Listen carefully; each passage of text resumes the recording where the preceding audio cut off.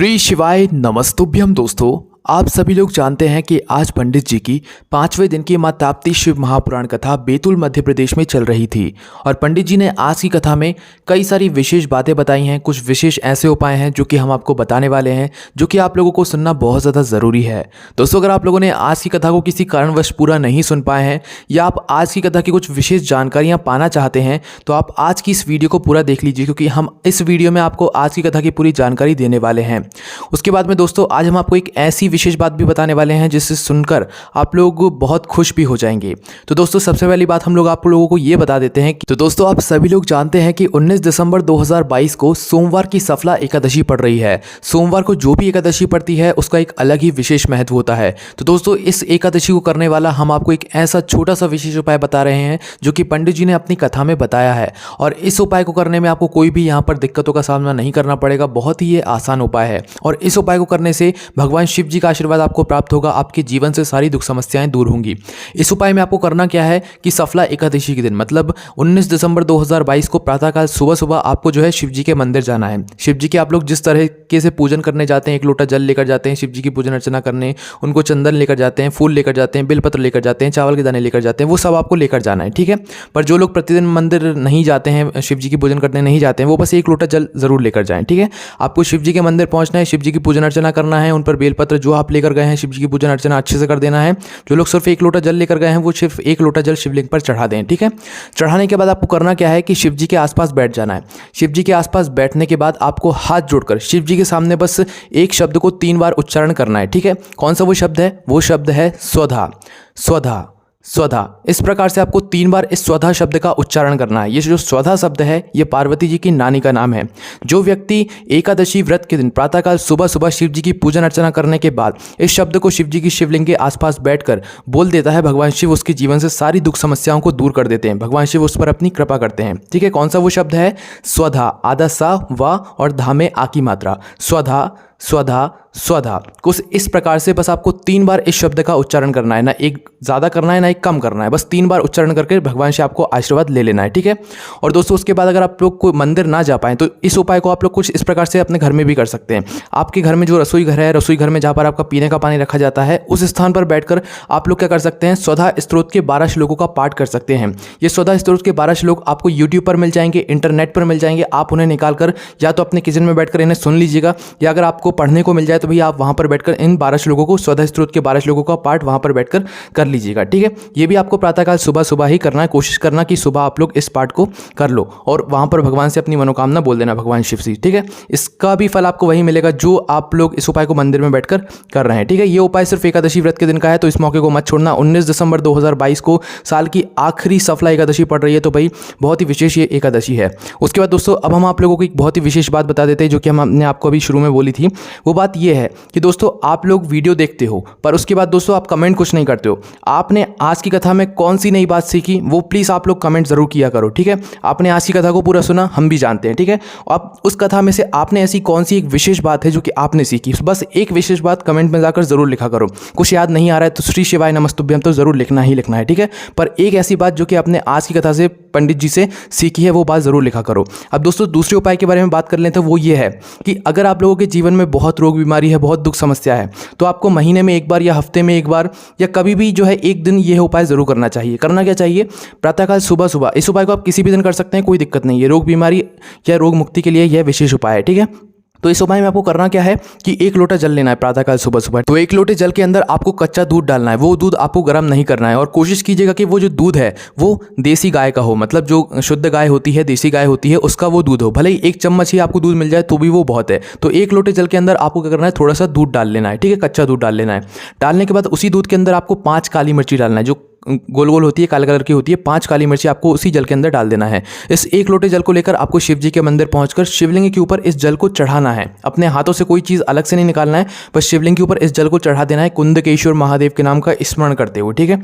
और भगवान शिव से कुछ नहीं बोलना है। इस उपाय को करने से होगा क्या कि भाई आपके घर में जो भी रोग बीमारी होगी वो अपने आप ही भगवान शिव दूर कर देंगे, ठीक है। ये बहुत ही विशेष उपाय है। जब भी आपको जरूरत पड़े आप जरूर कीजिएगा, ठीक है। भले ही महीने में एक बार करो पर जरूर करके देखो। उसके बाद दोस्तों, अब हम बात कर लेते हैं आज की कथा की कुछ विशेष बातों के बारे में जो कि पंडित जी ने अपनी आज की कथा में बताई हैं।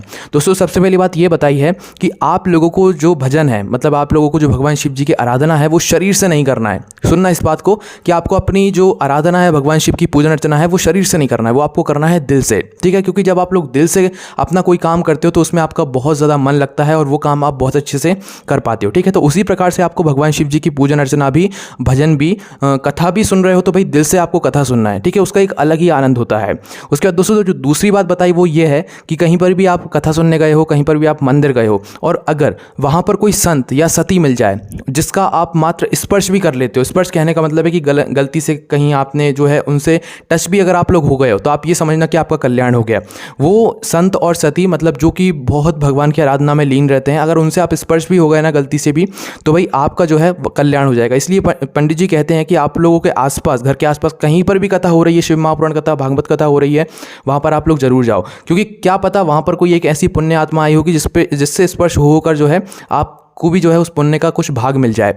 उसके बाद दोस्तों जो तीसरी बात बताई है वो ये है कि आज के ज़माने में आप लोग जानवरों को तो पहचान लोगे कि हाँ भाई ये जानवर है, ये गाय है, ये कुत्ता है, सभी लोगों को पहचान लोगे, पर दोस्तों इंसानों को पहचानना आज के ज़माने में बहुत ही ज़्यादा मुश्किल है। क्योंकि दोस्तों क्या पता आपके पास में ही आपका दुश्मन हो और वो आपका दोस्त बनकर आपको ही डसना चाहता हो, क्या पता आपको वो आगे बहुत ज़्यादा नुकसान पहुंचाना चाहता हो। तो इसलिए पंडित जी ने इस बात को समझाने की कोशिश की है कि आज के ज़माने में यहाँ पर सभी लोगों को पहचाना जा सकता है, जानवरों को भी पहचाना जा सकता है, पर इंसान को नहीं पहचाना जा सकता कि आपके पास वाला इंसान कैसा हो सकता है।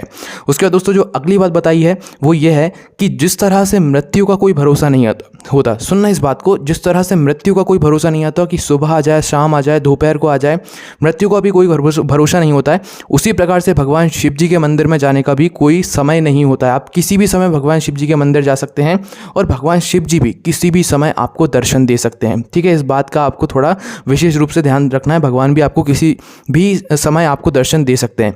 उसके बाद दोस्तों भगवान शिव ही एक ऐसे देव हैं जो कि आपको अंतिम समय में आपके साथ रहते हैं। कोई जब शमशान में सभी लोग छोड़कर चले जाते हैं तो सिर्फ एक देवाधिदेव महादेव ही वहाँ पर रहते हैं जो कि आपके साथ रहते हैं। इसलिए दोस्तों महादेव की भक्ति कभी मत छोड़ना, महादेव हमेशा आपके साथ रहेंगे।